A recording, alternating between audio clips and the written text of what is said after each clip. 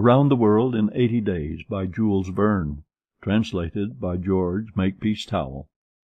Chapter 36, in which Phileas Fogg's name is once more at a premium on 'Change. It is time to relate what a change took place in English public opinion when it transpired that the real bank robber, a certain James Strand, had been arrested on the 17th day of December at Edinburgh. 3 days before, Phileas Fogg had been a criminal who was being desperately followed up by the police. Now he was an honourable gentleman, mathematically pursuing his eccentric journey around the world. The papers resumed their discussion about the wager. All those who had laid bets for or against him revived their interest. As if by magic, the Phileas Fogg bonds again became negotiable, and many new wagers were made. Phileas Fogg's name was once more at a premium on 'Change. His 5 friends of the Reform Club passed these 3 days in a state of feverish suspense. Would Phileas Fogg, whom they had forgotten, reappear before their eyes? Where was he at this moment? The 17th of December, the day of James Strand's arrest, was the 76th since Phileas Fogg's departure, and no news of him had been received.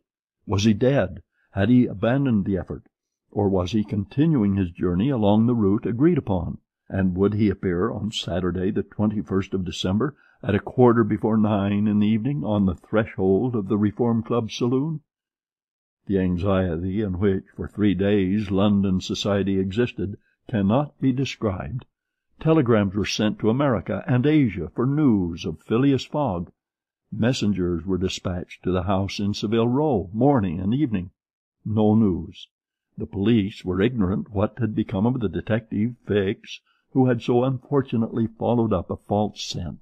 Bets increased, nevertheless, in number and value. Phileas Fogg, like a race-horse, was drawing near his last turning-point. The bonds were quoted no longer at 100 below par, but at 20, at 10, and at 5, and paralytic old Lord Albemarle bet even in his favour. A great crowd was collected in Pall Mall and the neighbouring streets on Saturday evening. It seemed like a multitude of brokers permanently established around the Reform Club. Circulation was impeded, and everywhere disputes, discussions, and financial transactions were going on. The police had great difficulty in keeping back the crowd, and as the hour when Phileas Fogg was due approached, the excitement rose to its highest pitch. The 5 antagonists of Phileas Fogg had met in the great saloon of the club: John Sullivan and Samuel Fallentin, the bankers; Andrew Stuart, the engineer; Gauthier Ralph, the director of the Bank of England; and Thomas Flanagan, the brewer. One and all waited anxiously. When the clock indicated 20 minutes past 8, Andrew Stuart got up, saying, "Gentlemen, in 20 minutes the time agreed upon between Mr. Fogg and ourselves will have expired." "What time did the last train arrive from Liverpool?" asked Thomas Flanagan. "At 23 minutes past 7, replied Gauthier Ralph, "and the next does not arrive till 10 minutes after 12. "Well, gentlemen," resumed Andrew Stuart, "if Phileas Fogg had come in the 7:23 train, he would have got here by this time. We can, therefore, regard the bet as won." "Wait, don't let us be too hasty," replied Samuel Fallentin. "You know that Mr. Fogg is very eccentric. His punctuality is well known.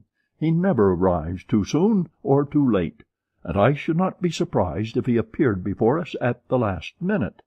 "Why," said Andrew Stuart nervously, "if I should see him I should not believe it was he." "The fact is," resumed Thomas Flanagan, "Mr. Fogg's project was absurdly foolish. Whatever his punctuality, he could not prevent the delays which were certain to occur, and a delay of only 2 or 3 days would be fatal to his tour. Observe, too," added John Sullivan, "that we have received no intelligence from him, though there are telegraphic lines all along his route."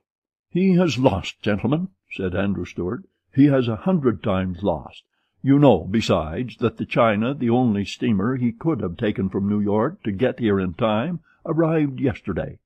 I have seen a list of the passengers, and the name of Phileas Fogg is not among them. Even if we admit that fortune has favoured him, he can scarcely have reached America. I think he will be at least 20 days behindhand, and that Lord Albemarle will lose a cool 5,000.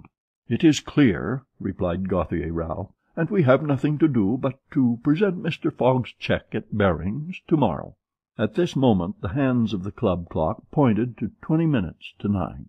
"5 minutes more," said Andrew Stuart. The five gentlemen looked at each other.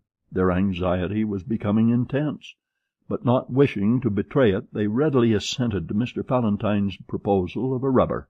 "I wouldn't give up my 4,000 of the bet," said Andrew Stuart, as he took his seat, "for 3,999. The clock indicated 18 minutes to 9. The players took up their cards, but could not keep their eyes off the clock.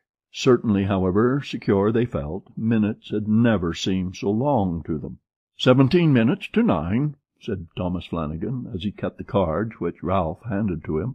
Then there was a moment of silence. The great saloon was perfectly quiet, but the murmurs of the crowd outside were heard, with now and then a shrill cry. The pendulum beat the seconds, which each player eagerly counted, as he listened, with mathematical regularity. 16 minutes to 9, said John Sullivan, in a voice which betrayed his emotion. 1 minute more, and the wager would be won. Andrew Stuart and his partners suspended their game. They left their cards and counted the seconds. At the 40th second, nothing. At the 50th, still nothing. At the 55th, a loud cry was heard in the street, followed by applause, hurrahs, and some fierce growls. The players rose from their seats.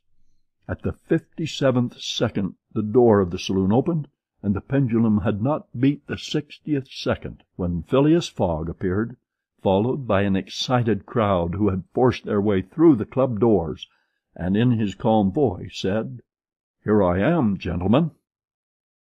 End of chapter 36.